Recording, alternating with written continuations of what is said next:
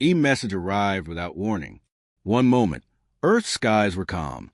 The next moment, every screen, every satellite, every communication channel showed the same symbol, the mark of the Galactic Council.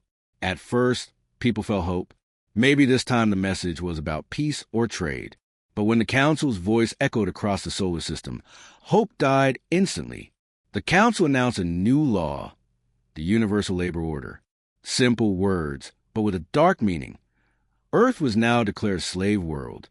Humanity was shocked. Leaders demanded answers, but the Council only repeated one cold sentence: comply or be erased. No explanation, no negotiation, just a threat. Soon, news spread that every major alien species supported this decision. Some had voted openly, others in secret. They believed humans were too dangerous, too unpredictable, and needed to be controlled before they grew stronger. They feared humanity's rise, so they chose slavery as a solution. Above Earth, dozens of alien ships entered the solar system. They came slowly, confidently, as if they already owned the place. Their bright engines lit the night sky like false stars. Civilians watched in silence. Some cried, others trembled. But one thing was clear: the galaxy wanted Earth on its knees. Yet something strange happened. Earth did not attack. Earth did not answer. Earth did not even speak. It went silent. Governments shut down public networks. Military leaders disappeared from sight. The world acted like a storm was coming, but no one knew what kind. Alien commanders thought humans were breaking. They laughed at Earth's silence. But deep under mountains, inside hidden bases, and on the dark side of the moon, something was waking up, something the galaxy had forgotten, something built for one purpose only: not survival, revenge. And soon, the galaxy would learn what that silence truly meant. As the alien fleets loomed closer, expecting Earth's quick surrender, something unexpected happened. The silence stretched on for days. No one dared to speak it openly, but whispers started to circulate in the shadows. Earth wasn't scared. Earth wasn't broken. Earth was preparing. Behind closed doors, military leaders moved quietly. In underground bunkers, scientists began activating Project Iron Dawn, humanity's greatest secret. Alien spies watched Earth from the far edges of space, puzzled by the strange energy readings coming from Earth's atmosphere. There were spikes of radiation and high-energy bursts, but no one could pinpoint where they were coming from. Earth's governments weren't just hiding. They were building. People on the streets heard rumors of strange ships appearing and disappearing in the night sky. The rumors said they were human, but unlike anything the galaxy had ever seen. Sleek, dark, and glowing with an eerie light, they moved with an impossible speed, vanishing and reappearing faster than the aliens could track. The aliens dismissed them as a trick, a false alarm. But they were wrong. Human scientists had discovered ancient technology buried deep in the Earth, hidden in plain sight. The technology was nothing the galaxy had ever seen. It was beyond their understanding, beyond their imagination, a weapon built for one purpose: to protect Earth at all costs. The galaxy laughed at Earth's silence, unaware of the storm brewing beneath. But soon they would learn.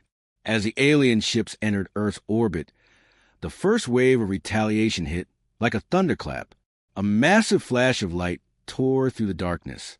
The sky shook with a sound that no alien ship had ever heard before, the sound of humanity's fury awakening. And the galaxy would never be the same again. The alien fleets were confident. They had seen Earth's silence, heard the whispers of resistance, and dismissed them all. Their commanders ordered the ships to move closer, certain that Earth was weak, afraid, and too divided to fight back. But when they crossed into Earth's orbit, everything changed in an instant. A single, blinding flash erupted from the dark side of the moon, so bright it momentarily blinded every alien sensor. The ship's systems overloaded, warning alarms blaring as the alien fleet scrambled for control. What they saw next shattered their understanding of the galaxy. A massive ship, bigger than anything the aliens had ever seen, rose slowly from the surface of the moon. It wasn't just a ship. It was a dreadnought, a war machine unlike any in existence. Dark metallic armor covered the hull, shimmering with the faint glow of advanced technology. Giant thrusters at the rear burned with blue, unearthly fire, propelling the vessel forward with terrifying speed. The alien fleets tried to react, but they were too slow. The ship's weapons fired once, a single beam of concentrated energy that tore through an entire squadron of alien ships. The light was so bright that it seemed to burn the very air around it, turning the vacuum of space into an inferno. The aliens watched in horror as their ships were erased, not destroyed, but completely wiped from existence. No wreckage, no escape, just nothing. The commanding officers froze in shock. Earth had never shown such power.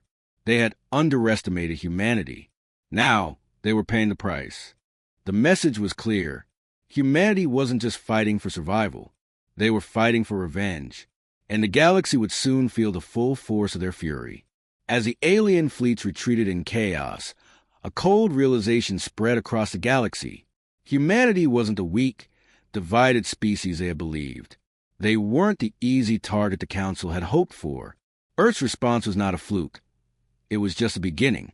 From every corner of the solar system, human warships began to emerge. Hidden bases on Mars, Venus, and even deep within the asteroid belt revealed fleets of ships no one had known existed. Massive vessels, sleek and deadly, lit up the void with their bright engines, their forms casting long shadows over the galaxy's darkest corners. The aliens had thought they controlled the stars. Now, they realized they had only awakened a storm. Human warships began striking across the galaxy. No mercy, no negotiations. Earth's fleets hit alien supply lines, cutting off food and weapon shipments. Alien strongholds on distant planets vanished overnight.